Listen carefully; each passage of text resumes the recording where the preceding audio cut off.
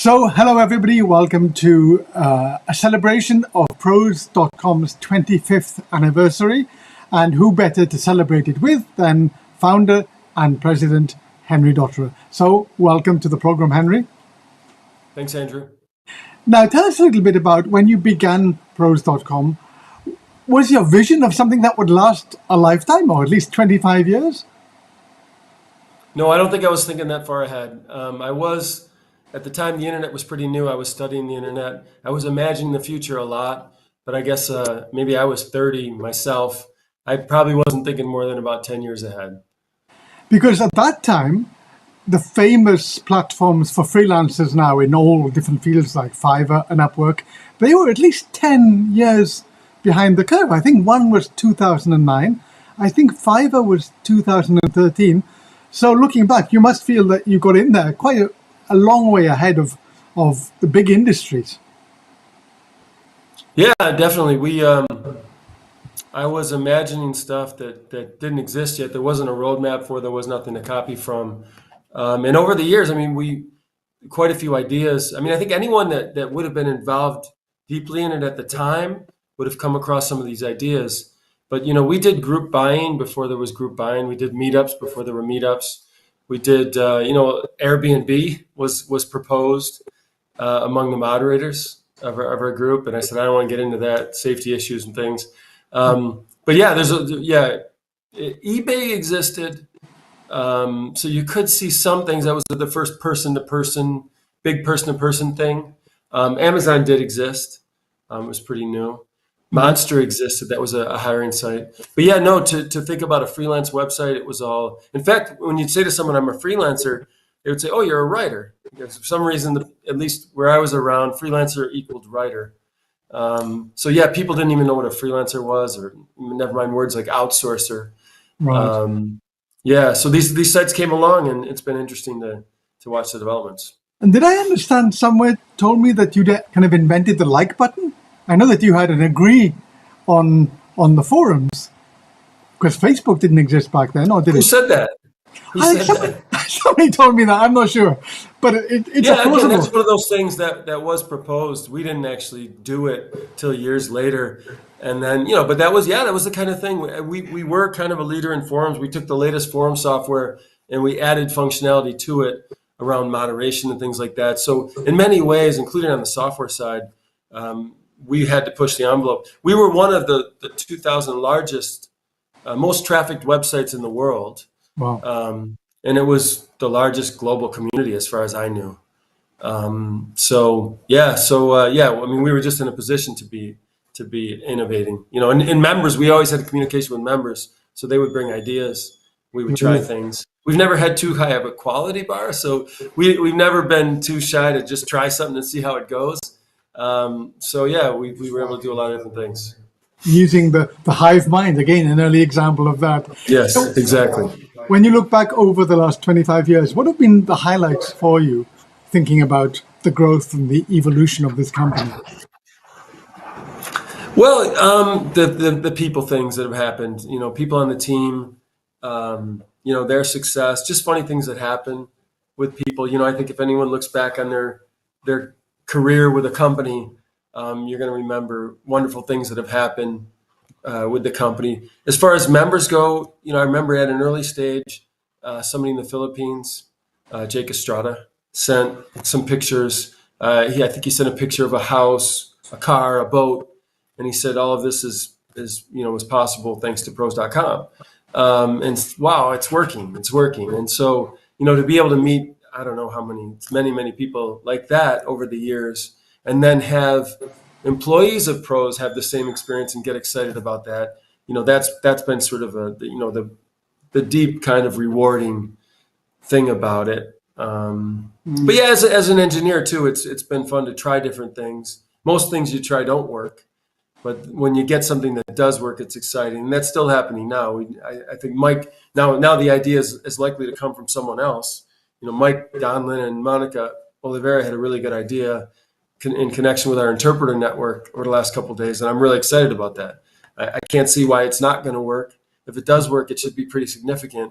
So I've always enjoyed that as an engineer and an inventor. Great. So, Yeah. I mean, my own career started with clients from pros.com. I'm still holding out for the boat. I haven't got that far yet. But, okay. but no, a lot of my early career was based on that. And of course, my late career, and this is what people often forget, my late career was based on my early career.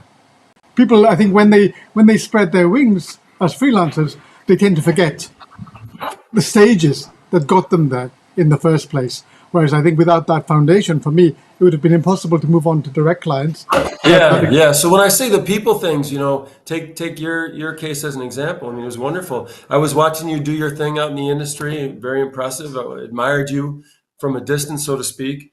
And then when the opportunity presented itself and we linked up to watch what you've done, in connection with the community and the platform, and to see what you're doing now with pro bono. I mean, I just have so many pictures like that of this person doing that and that person doing that, and everybody's got the unique story, whether it be a member or even a staff member. And congratulations to what you've done. But I think that's the most rewarding, is to look at each of these individual cases. Yeah. I think that becomes much easier for everyone, at least for a staff member, in an environment that's enabling, that says, go do your thing, and not, these are the rules, this is what I want you to do, this is the vision I have for you. And I think that's been a huge thing for me personally. When you look back over those 25 years, what have been some of the challenges? It's this work is challenging work. Working on the internet and in technology, if you have to run to stay in place, stay in the same place. That expression. You always have that feeling. As far as software goes, I mean, there's so many things to keep learning all the time. And same goes in any field, I suppose. Continuing professional development. I mean, you got marketing evolves. What you did to get people's attention 5 years ago doesn't work anymore. You have to, that very well. You have to keep growing and evolving. But I would say that it's been relatively smooth sailing. I feel very blessed. I mean, it's been wonderful. We've lost 2 team members. I mean, you think about the positives. I think of Justin from our team, was a wonderful human being. Unfortunately, passed away, and so these are human challenges. The Sure. same the same thing that's as rewarding is the challenging, I suppose. And you talked just now about how the environment in which we're working professionally, the industry changes.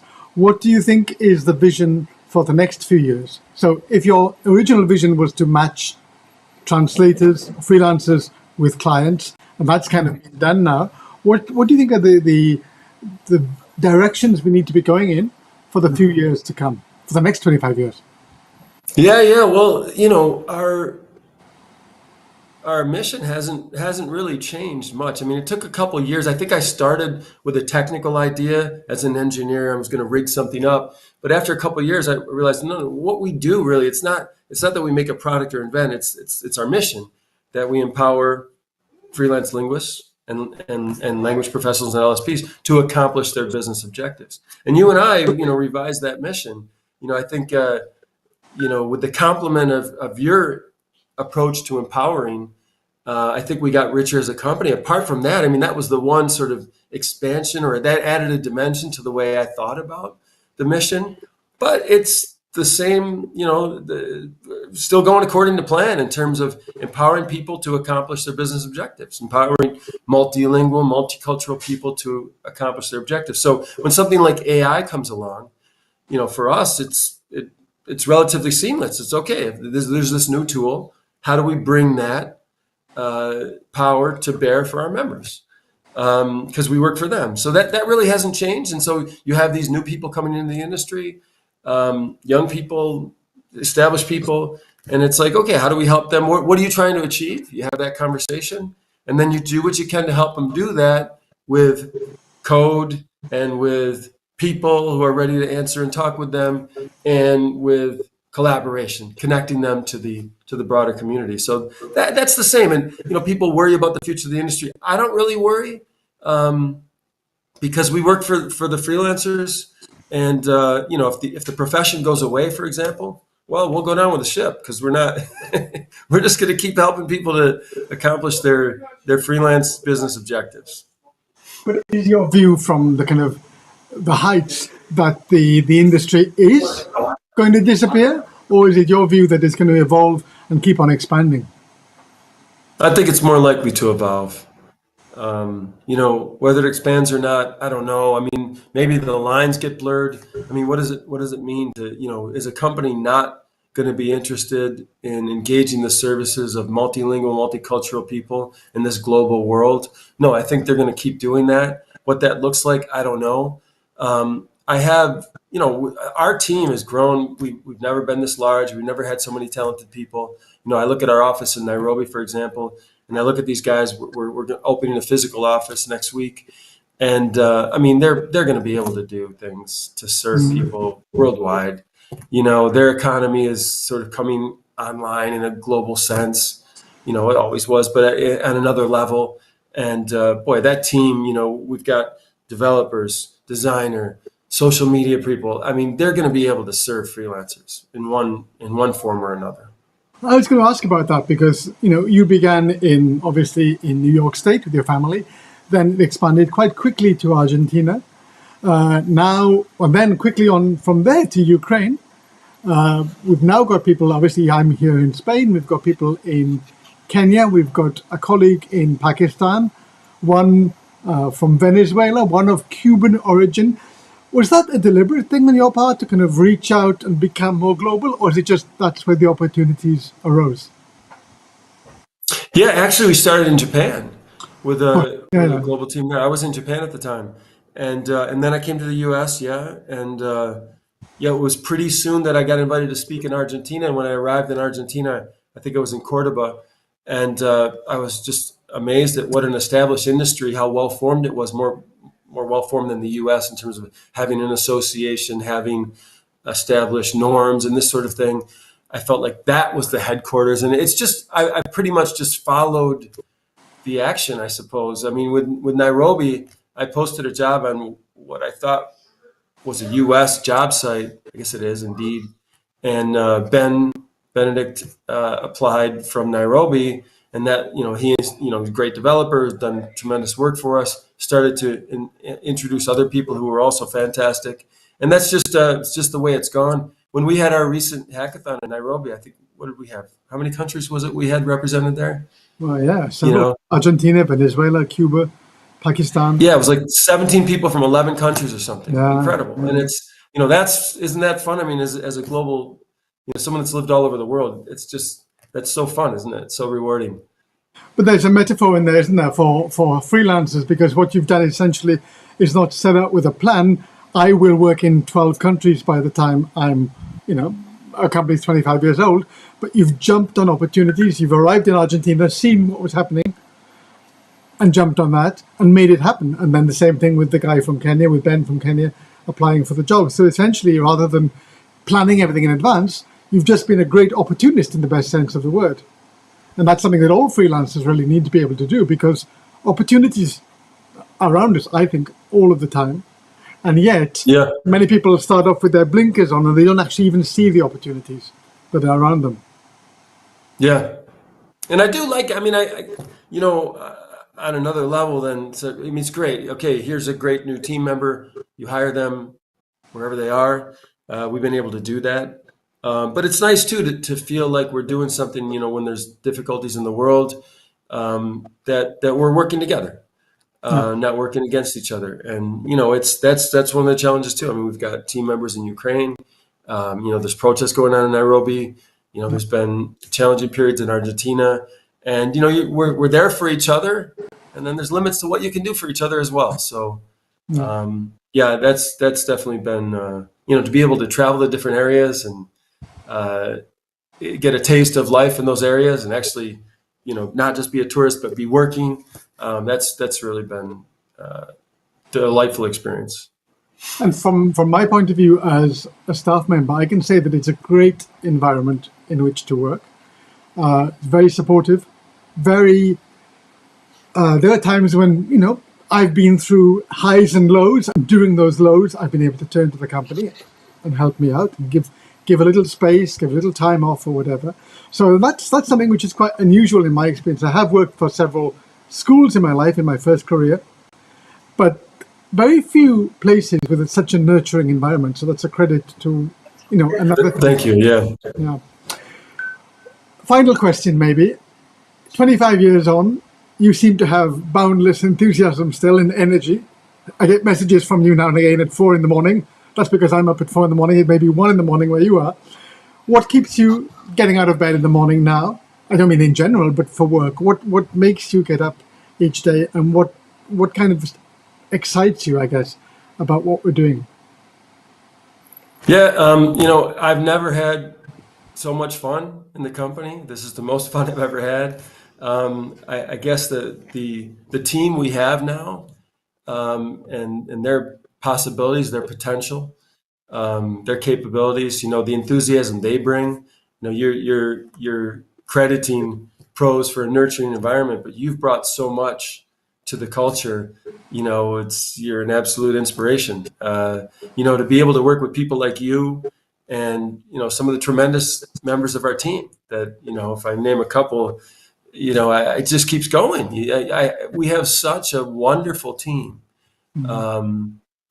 of unique people that, now are knowledgeable in pros, have relationships with our members and the community, that know the industry and have ideas and are pursuing their career objectives and dreams. And it's fantastic to have someone like Lucia that's been with the company 16, 17 years, and now she's moving in a new direction. Or Florencia, who's served all different roles, and she's constantly sending me messages from the interpreting network of people whose lives have been changed, and the stuff you're doing. Or let's say Kevin Kiprotich coming online, and now he's a manager, and that's I'm just excited to talk to the next person, see how the latest thing that we're up to went. It's really I feel very lucky. So I think anybody would be invigorated by the situation and the potential. I'm still an inventor. I got really excited with Mike and Monica's idea recently. I was like, whoa, this could really work. This could really be something for the world's interpreters. Yeah. And now we're talking with brand names.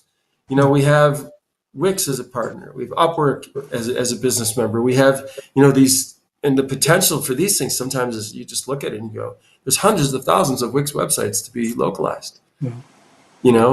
If you can connect that with the community, wow, it's just, how many connections will happen out of that? Sure. We had at powwows, people that I went to a powwow. It's happened a couple times, but someone came up, a little baby. This is a pro's baby. Well, what do you mean? Well, mom and dad met at a powwow, and it's these things, these seeds, and there's various stages of growth of the various plants that have come out of this community. Great. Okay, well, let's look forward to another 25 years. Hoping I'm here. I'll be 85 in 25 years' time, so I'll still be here. Okay. Hopefully, here to interview. Right. I may have a walking stick. Hopefully not. Anyway, right. Let's see. May it be. Thank you, Andrew. Thanks for your time today, and enjoy the celebrations. Okay, thank you.